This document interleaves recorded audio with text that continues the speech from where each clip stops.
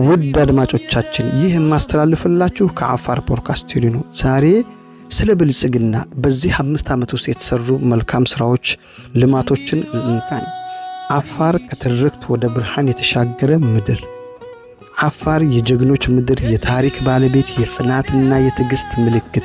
ለረጅም ዘመናት በድርቅ በልማት እጥረትና በተለያዩ ፈተናዎች ውስጥ ተገድባ የነበረችው አፋር ዛሬ ግን አዲስ ተስፋ፣ አዲስ እድገት፣ አዲስ ራዕይ ባለቤት ሆናለች።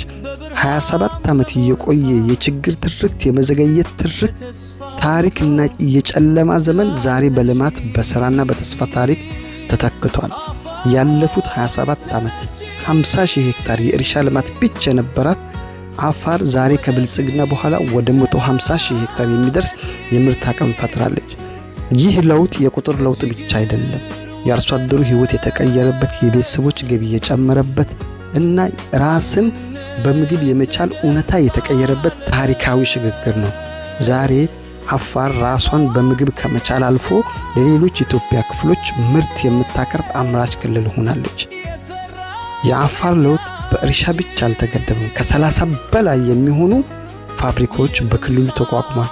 የዱቄት ፋብሪካዎች፣ የጨው ማቀናበሪያዎች፣ የቤንቶናይት ፋብሪካዎች እና ሌሎች የኢንዱስትሪ ተቋማት የክልሉን ኢኮኖሚ አንቅቷል። እነዚህ ፋብሪካዎች ለብዙ ሺህ ወጣቶችና ዜጎች የሥራ ዕድል ፈጥሯል።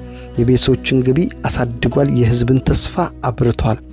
በእንስሳት ሀብትም ዘርፍም አፋር አዲስ ምዕራፍ ከፍታለች። የእንስሳት እርባታ፣ የዶሮ እርባታ፣ የአሳ እርባታ ፕሮጀክቶች ተስፋፍቶ የገቢ ምንጮችን አሳድጓል። የትናንትና የድጋፍ ጠባቂ ህዝብ ዛሬ አምራች ፈጣሪና የኢኮኖሚ እድገት ተሳታፊ ሆኗል። መንገዶች ተሰርተዋል። ከተሞች ተዘምኗል። ትምህርትና ጤና አገልግሎቶች ተስፋፍተዋል። የትላንትና የጨለማ ትርክት ተቀይሯል። የዛሬ ትርክት የልማት የሥራና የተስፋ ትርክት ሆኗል። ከችግር ወደ ተስፋ፣ ከጨለማ ወደ ብርሃን፣ ከተመልካችነት ወደ አምራችነት፣ ከትናንት ወደ ነገ አፋር ዛሬ አዲስ ለውጥ ምልክት ሆናለች። አፋር የሥራ፣ የልማት፣ የተስፋና የብሩህ ነገ ጉዞ ይሆንልን።